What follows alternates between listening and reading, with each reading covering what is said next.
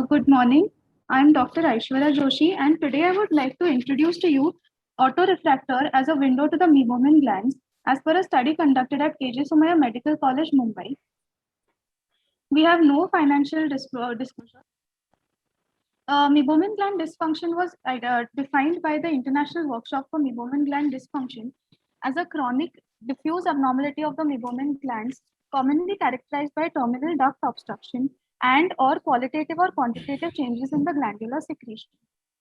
Its prevalence ranges from 0.39% to 69.3%. There are two types: the low delivery obstructive type, which is characterized by gland distortion and gland atrophy, and the high delivery seborrheic type, characterized by increased altered secretion of meibomian glands causing inflammation. TAPI in 1977 first used the infrared camera to visualize the meibomian gland morphology. Mathers et al. In 1991 coined the term meibography. Methods of conducting a meibography. First is a contact method wherein a direct transillumination by light probe is used with direct contact with the lid surface and uses special cameras. The non-contact method employs a slit lamp with an infrared filter or an infrared charged coupled device. There are other recent techniques used as well, including a dedicated infrared meibography machine, laser confocal meibography, and OCT meibography. All these methods are expensive and they are not available in every corner of this country, being a developing country. So at our institute, we decided to use our humble autorefractor keratometer to conduct a non-contact meibography. We included patients with versus without keratoconjunctivitis sicca with no meibomian gland morphology, and we used this to see the meibomian gland morphology, no meibomian gland dysfunction. We could take 54 patients in our study over a 2-month period. These patients presented with symptoms of dryness like stinging or burning sensation, excessive tearing, sandy or gritty sensation, episodes of blurred vision or redness. Factors influencing dryness of eyes and systemic illnesses were noted, like use of oral contraceptive pills, antidepressants, long-term use of contact lenses, diabetes mellitus, hypertension, connective tissue disorder, hypothyroidism, and the like. Thereafter, a slit lamp examination of the lids and the ocular surface was conducted, and any obvious meibomitis was excluded from the study. Also, any obvious asking us to join. Ocular surface pathology was ruled out. A Schirmer's 2 test was performed using Whatman filter paper 41 strips to assess the baseline and the reflex tear secretion in these patients. Those patients having a Schirmer's score of 10 millimeters or less at the end of 5 minutes were noted as patients of keratoconjunctivitis sicca. Thus, out of 54 patients, we had one group of 28 patients with dry eye disease and one group of 26 patients, that is the control subjects, without any documented dry eye. Thereafter, a non-contact meibography for meibomian gland dysfunction screening was conducted. The lids were everted and viewed on the optorefractor keratometer. The R model was Topcon KR 800. The gland thickness, tortuosity, and percentage dropout was noted in the upper and the lower lids. Pulse 5 grade Meibo score was used to grade the percentage dropout cumulatively in both the lids. This is a Pulse Meibo scale for grading meibomian gland morphology, and it is based on dropout. So this is an image. This is the actual image from our autorefractor showing normal gland morphology versus on the left side there is an image of increased gland tortuosity, and on the right there is unhealthy atrophied gland.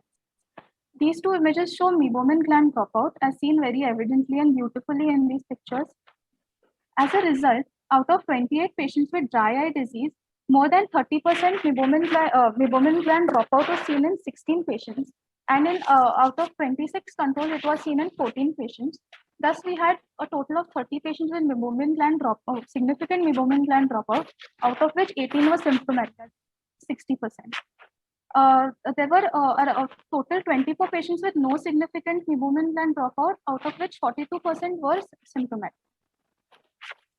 Thus, according to this study, the incidence of meibomian gland dysfunction is 57.1% in patients with dry eye disease and 53.8% in patients with no dry eye.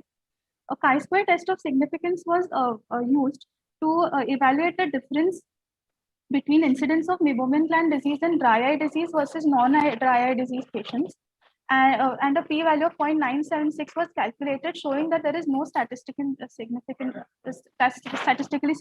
difference. It was also noted that 10 patients had increased gland tortuosity and 2 patients had gland atrophy. This has advantages of being a good screening tool. It can also be used to assess the severity by grading. So patients can be followed up also after treatment. And it is affordable, feasible in any ophthalmic or optometric setup. It is accessible, easy to understand. This study had one drawback, that there was a lesser sample size because the study duration was short.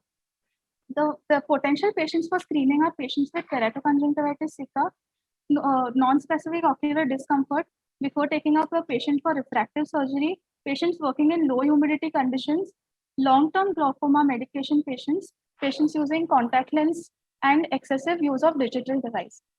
Thank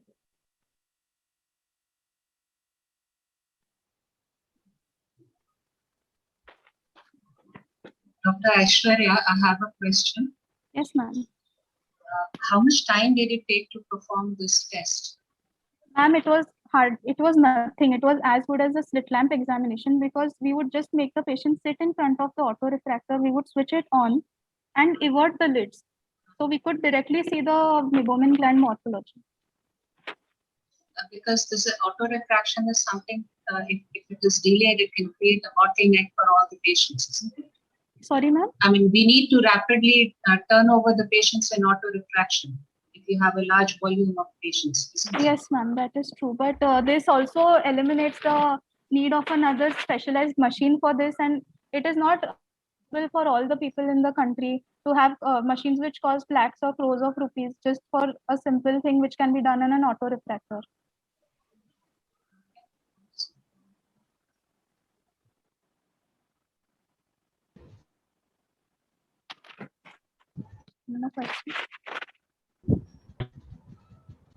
Thank you, Dr.